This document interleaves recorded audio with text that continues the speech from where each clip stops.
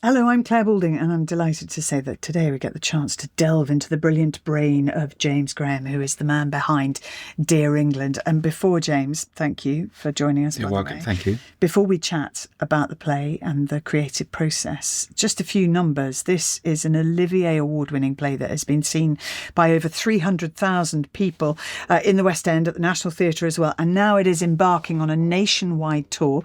It's going to 16 different venues, which means it's definitely coming to a theatre near you. Why should people go and see Dear England?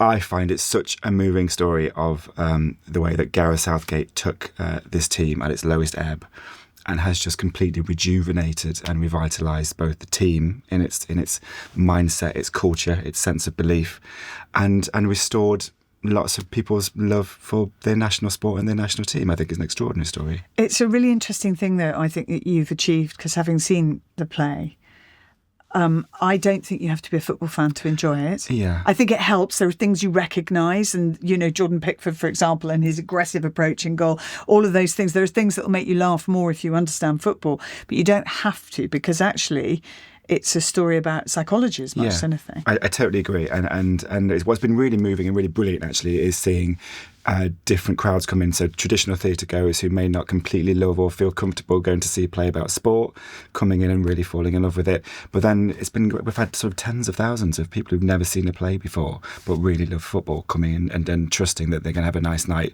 at the theatre. And that mix was always really, really important to me. I didn't grow up with theatre in my life. I fell in love with it at school. I feel so lucky that I found it. And I think there's something about this play and what it represents and what it's about does seem to attract that wide range of audience. It's a big family show. Parents bring in their kids, or husbands and wives and colleagues and friends. And I don't say that sort of boastfully. I attribute that entirely to the ethos and the values of Gareth Southgate, because I think there's just something about his kind of approach to sport, elite competitive sport, where you want to win, you want to do well.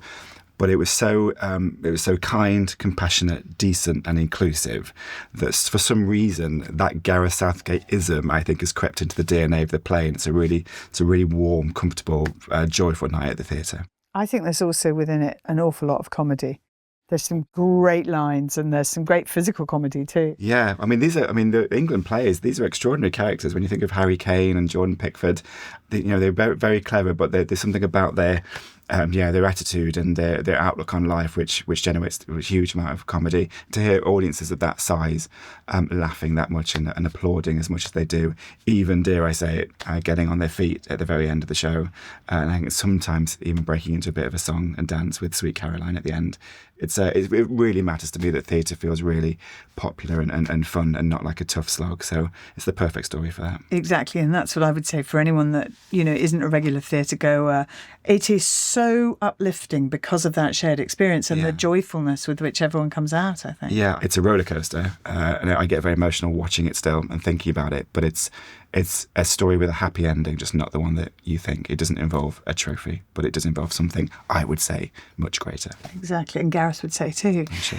Football is a sport that obviously touches every single region of our country. Is that why it really matters that this is going on tour, the play? Yeah, I think that's a really good way of putting it. It's so important that this play doesn't stay in London. That's an obvious thing to say, but I fell in love with theatre outside of the capital. My local theatre, the Nottingham Theatre Royal, which we're going to, it's where I saw all my West End shows and musicals and plays.